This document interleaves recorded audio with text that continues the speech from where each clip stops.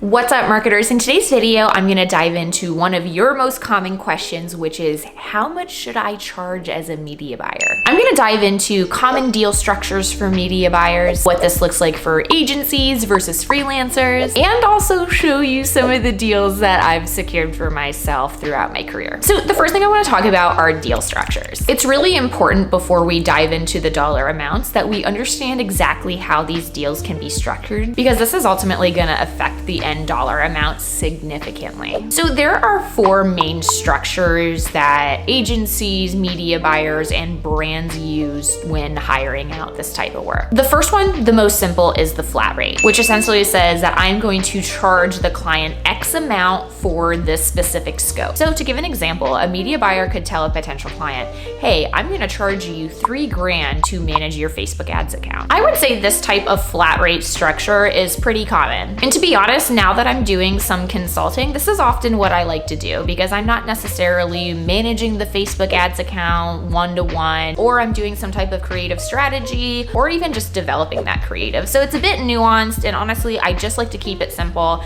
because I don't want to track my hours and I don't want to track percentage of spend. So it's a lot easier to just do a flat rate that I know is going to be worth it for me ultimately. The second type of structure is hourly. So the idea is that you're going to have to track your hours for a specific project, and you're going to be charging a specific dollar amount for that. So say you are gonna be managing a Facebook ads account, you could say, hey, I'm gonna charge $35 per hour to manage this account. This is something that I've done before in the past, and I'll speak a little bit about that later. Third is you could charge a percentage of spend. This is a really common agency model. So a media buyer or an agency could say, hey, I'm gonna charge you this percentage of all of the media spend that I'm managing. And I would say 10% is probably the most common deal that I've seen for these type of agency payment structures. So what this actually looked like is, say an agency was managing $100K in ad spend for the month, they would then turn around to the client and say, hey, your bill for this month of media spend is $10,000. Now, the fourth type of structure is a performance-based structure. And the idea here is that you get a certain CPA or cost per purchase, you get a certain ROAS, you get a certain amount of tracked purchases through your ads,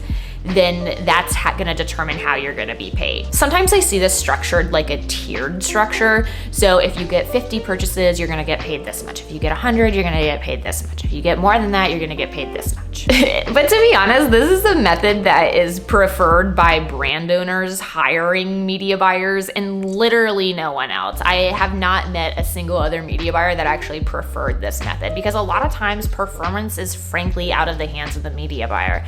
But I do understand why clients and brands really like this structure, because a lot of them feel like they've been burned by poor performing media buyers in the past. So they're trying to protect themselves and their brand by utilizing this type of performance-based structure. But to be honest, what you really should be doing is just partnering with someone you trust. I know it's really hard. Actually, if you're looking for a media buyer, I have tons of great connects. Be sure to leave me a comment below and I'll reach out to you via email. Next up, I want to talk about what this actually looks like for agencies versus freelancers. And the first thing that I want to mention is that frankly, all deals are negotiable, and each deal should be fitting the unique needs of the client. So you should actually be analyzing exactly what they need to be done and how much time it's going to take you to management, and how much an emotional and mental and physical lift it's going to take for you to actually execute on the work that they need to be successful. And also take a look at what type of pricing is going to actually incentivize you to be excited to do that work. So what I often see for agencies right now is for the smaller boutique type of agencies, oftentimes their deals are going to be on the low end, 5 to 7 to 8K per month. But I've also seen engagements that went all the way up to 60K per month. And that has a lot to do with the percentage of ad spend model. So if a brand was spending over 700K per month, or even up to $1 million per month, that could actually shake out to be a 50K per month contract, especially if you have additional services like CRO and creative rolled up into that media buying contract. I will say something that I've noticed is that a lot of times that doesn't ultimately become sustainable for the brand in the long term. And a lot of times brands at this point, when they're hitting those 40 40K, 50K, 60K per month retainers, that's when they often start to look at bringing that in-house, because they're just going to save so much money by hiring that internally as opposed to working with an external agency. It's super common, but I generally don't hear anyone talking about that. Now, freelancers, I commonly see a lot of freelancers doing flat rates. A lot of times freelancers don't really want to go through the hassle of tracking hourly or even tracking percentage of amount spent, because a lot of these people are solopreneurs or they have their own businesses and they don't want to keep on adding more busy work to their plates. They actually just want to do the work. So that's why they often tend to do a flat rate for these expert freelancers. On the low end for media buyers, I've seen a good minimum being around 3K per month for freelancers. I think for more of the experienced freelancers, anywhere from like 5 to 7 to even 8K per month to manage the ad spend. Again, a lot of this too is just going to depend on that ad spend and also depend on how much time they actually need to invest in that specific account. So a lot of times I'll actually see these flat rate retainers change as the engagement grows, especially if the brand is growing. Think about it. It's really different for a brand who just wants you to manage a Facebook ad account at 50K per month in ad spend. But if you're doing a really good job and you start to grow, you start to scale, you start to add TikTok ads, you start to add Snapchat ads, all the ads, that can really increase the scope, and that's when that flat rate retainer would have to be readjusted. So a lot of times for these flat rate retainers, it's also going to be about what type of additional services and platforms you're servicing. There can be a specific flat rate for Facebook and TikTok. And if you're also starting to have additional creative services, that can also be an additional flat rate. For instance, at Thesis within our clients, we actually do have flat rates for like sourcing UGC creators, for engaging with the studio team, and even sometimes for post-production. But for the most part, post-production is like rolled into our monthly retainers for our clients. All right, next up, I'm gonna really expose myself with some of the rates that I have gotten throughout my career.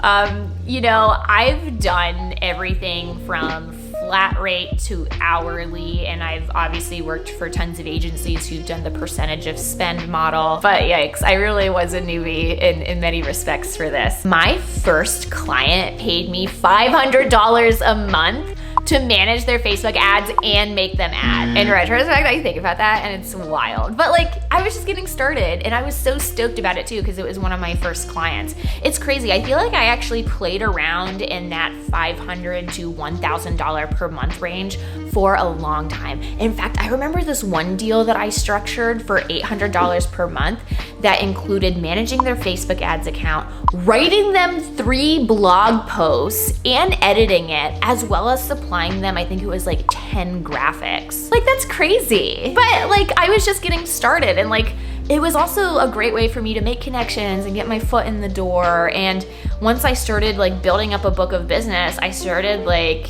frankly, getting the balls to charge people more, because I needed to work out what was actually worth it for me. So I actually remember like 3 months after I structured that $800 per month deal, I got an offer to work with a startup brand, and I was like, you know what? It's not gonna be worth it to me unless I make 5K per month from it. And I charged them that and they accepted it. And I was like, wow. Granted, I was doing a lot more than just Facebook ads management. I was also building out some of their email flows and doing some SEO work for them, and like building an SEO framework, which I do not do anymore. But it just goes to show that like, really, sometimes you just have to get started and you just have to get business and you just have to make that first dollar. And as long as you keep at it and keep going, then your financial situation is going to continue to improve. And you're going to learn more about what type of deals are fair and actually make sense. Now, I know that was a super long-winded answer, but I also did hourly. And I kind of hated hourly because I hated tracking my numbers. It just felt a lot like busy work. And the deal that I had for myself when I did hourly for a agency, I was doing white label for an agency. So essentially what that means is an agency that had no one that knew media buying on their team hired me to white label for them. So I was just doing freelance for them, but I made it look like they were doing it. Is the worst way to describe it. But I charged them $75 an hour. And there I was managing 2 to 3 Facebook ads accounts at any given time, which would often shake out to just $500 or $750 per month. And I worked with them for like a year and a half. I did it for a long time for that amount, which again, just like goes to show there's tons and tons of money to be made in this industry. But I really do feel like I started off slow, which gave me a really good foundation to like hone in on my craft, hone in on my skill, and also develop really positive relationships. Because all of these people that I've like mentioned that I work with, like I'm still in contact with them. I'm still friends with them. I'm still really familiar with what they're doing in their businesses and how they're doing. And sometimes I lend a helping hand, but now I'm charging a lot more and frankly really selective about those that I do consultancy with. And most of the time the consultancy deals that I'm doing now are like one-off calls or doing a round of UGC ads for a brand or doing an audit. I'm not necessarily managing the day-to-day of a lot of additional clients just because I don't have that much time since I'm still full-time at Thesis and I love being on that team. And that's it. This is a super fun one to record. If you guys have any more questions about structuring your own type of deals with potential clients, leave me a comment below. I'd love to help you guys out. A lot of times the way that I look at it is think about really how much you're going to be doing. Think about that amount spent that's going through those ad accounts, and also think about realistically what it's going to require of you, the media buyer. Is it going to be just media buying? Are you going to have to write copy? Are you going to have to actually make graphics and make ads? These things all count and all should be going into your final number that you're asking from those clients. All right, thanks everyone. See you soon.